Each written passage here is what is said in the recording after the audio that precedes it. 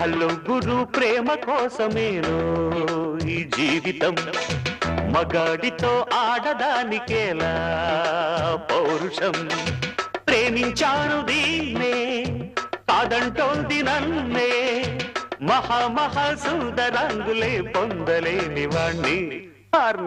hello గురు ప్రేమ కోసమేను ఈ జీవితం మగాడితో ఆడదానికేలా పౌరుషం